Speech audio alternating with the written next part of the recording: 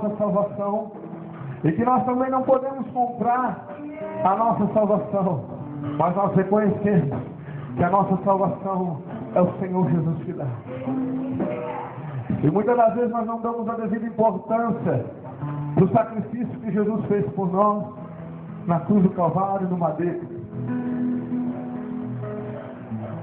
Muita gente hoje em dia olha e diz: olha, só foi mais uma morte, só foi mais um fato isolado. É isso que o diabo quer que você pense. Mas eu dou graças a Deus que ainda existe um povo forte, destemido e de boas obras, disposto a sofrer por esse Jesus. Quando Jesus estava no madeiro, ele poderia muito bem, sendo Deus, ter desistido da humanidade e ter, aleluia, descido daquele madeiro, acabado com o homem, e assim ele não precisaria passar por todo aquele sofrimento. Ele, pela sua onisciência, onipresença, onipotência, ele olhou para os dias de hoje e viu que o mundo estaria como nos dias de Noé. Mas ele viu ali um motivo para ele continuar o seu sacrifício. Foi um pequeno ponto de luz na escuridão que somos eu e você. Foi por mim, foi por você que Deus continuou naquele madeiro. Foi por mim, foi por você que Jesus Cristo continuou o seu sacrifício na cruz do Calvário. Só que isso não é privilégio nosso. Por que você está falando isso? Hoje é um culto de missão. Isso não é privilégio nosso.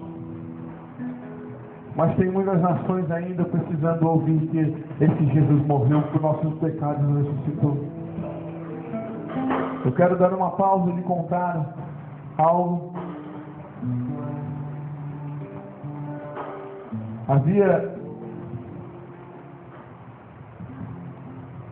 na Alemanha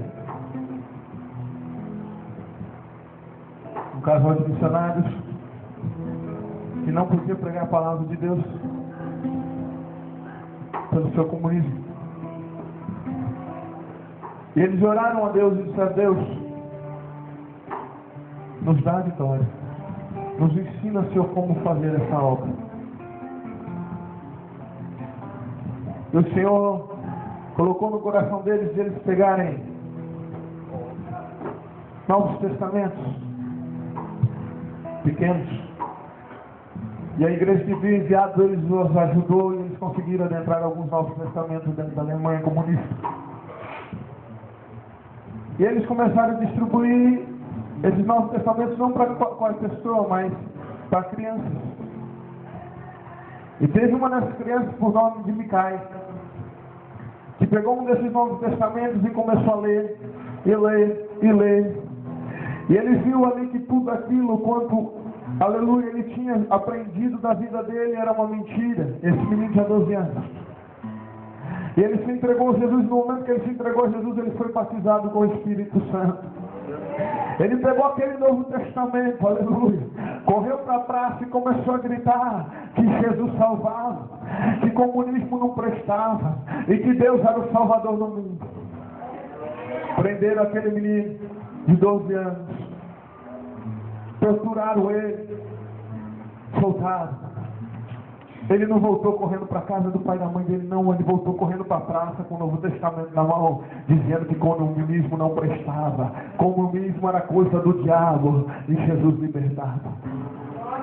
Prenderam novamente ele, arrancaram suas unhas dos pés e das mãos, soltaram ele. Pensas porque ele correu para o colinho de mamãe e papai, dizendo: ó, papai, me prenderam, arrancaram minhas unhas, olha como... Não. Ele correu para a minha praça e começou a gritar que Jesus libertava e salvava. Prenderam aquele menino novamente, levaram ao seu capitão. E um dos soldados falou: olha, tem um homem aí que a gente não consegue calar. O capitão disse para trazer ele. Quando aquele menino entrou, o capitão olhou para aquele menino, começou a dar risada, olhou para o seu soldado e falou: é esse homem que vocês não conseguem calar? É esse homem? É. Vem cá, menino. Ele colocou o menino em cima da sua mesa. Ele falou para o menino: fala que comunismo é coisa boa e que Jesus não faz nada. O menino levantou na mesa, olhou nos olhos daquele soldado e disse: comunismo é coisa do diabo, Jesus liberta. Aquele soldado desferiu um soco na boca daquele menino. O menino capotou. Diz o narrador que os dentes dele se quebraram. Ele foi, pegou o menino pelo cabelo, e o menino continuou a dizer: comunismo era coisa do diabo, Jesus salvava. E bateram naquele menino, quebraram os braços dele, quebraram suas pernas, e ele ficou como um boneco que não tem vida, todo mole porque seus ossos haviam sido quebrados. Bateram naquele menino até, aleluia, ele desmaiar de tanta dor. E quando ele desmaiou, acordaram ele com balde de água fria. E ele disse: aí, menino, você vai falar que esse Jesus não faz nada e que comunismo é uma coisa boa? Ele disse: comunismo é coisa do diabo e Jesus salva. Pegaram os soldados, seguraram o menino, puxaram a língua do menino para fora e com uma faca cortaram a língua do menino. Aleluia.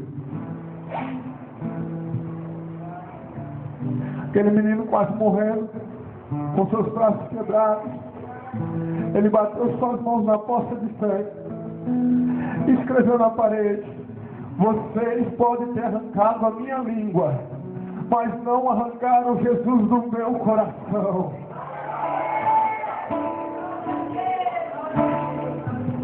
Aleluia.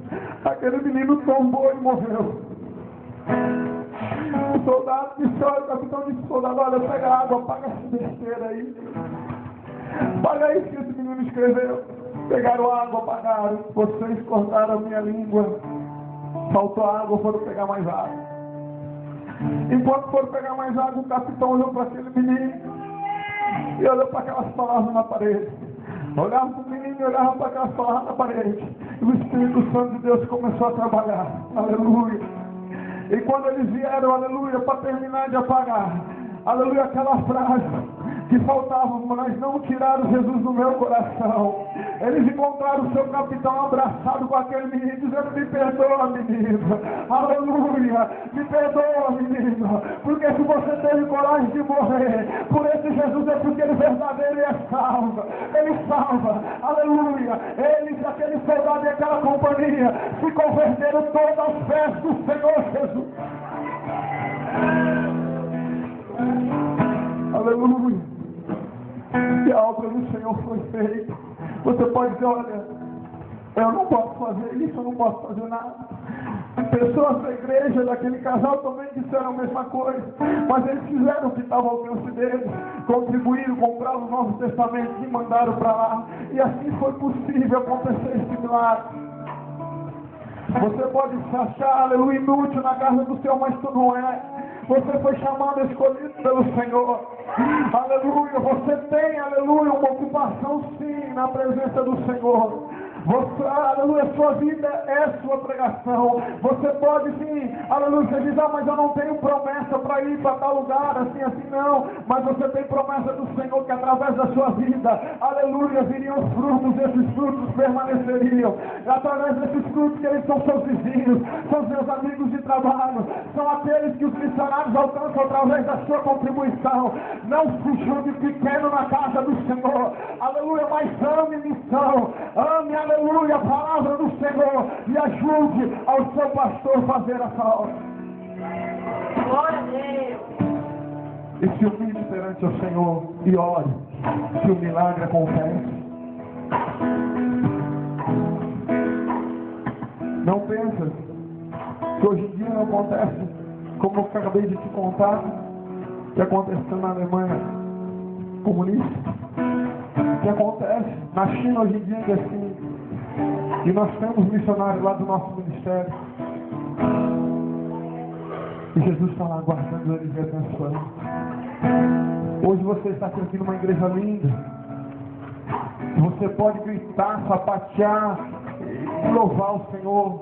Mas lá eles têm que ir para alto mar, fazer um culto num barco, escondido. para dizer que Jesus é bom e louvar o Senhor. Aqui você pode glorificar o Senhor toda hora que você quiser. Em Cuba, eles têm que fazer cultos em ferro velhos e não pode dar glória a Deus, pastor. Tem que ser quietinho, porque se um guarda ouvir um barulho, glória a Deus, são todos mortos e fuzilados. Não pense você que missão é brincadeira. Ou que você fica olhando e diz, olha, o pastor fala tanto sobre contribuição de missão, eu não vou contribuir, não sinto no coração. Meu querido, deixa Jesus entrar no teu coração e fazer de você algo novo. Porque a sua vida foi feita para abençoar as pessoas.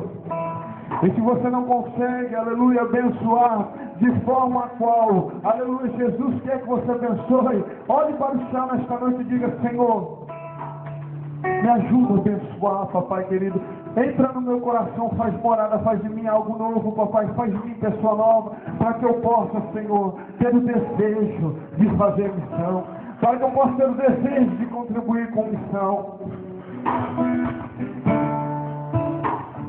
Porque muitas das vezes você pode estar pensando, olha, eu faço isso que você falou, me humilho perante o Senhor, eu oro, e não está chegando. Porque nós estamos 100% na presença do Senhor, não 50% nem 90%. E a Bíblia diz para você honrar o teu pastor e para você permanecer firme no Senhor, que você iria prosperar. Segundo a Crônicas 20:20, Deus diz ali, olha, honra os meus profetas e prosperareis.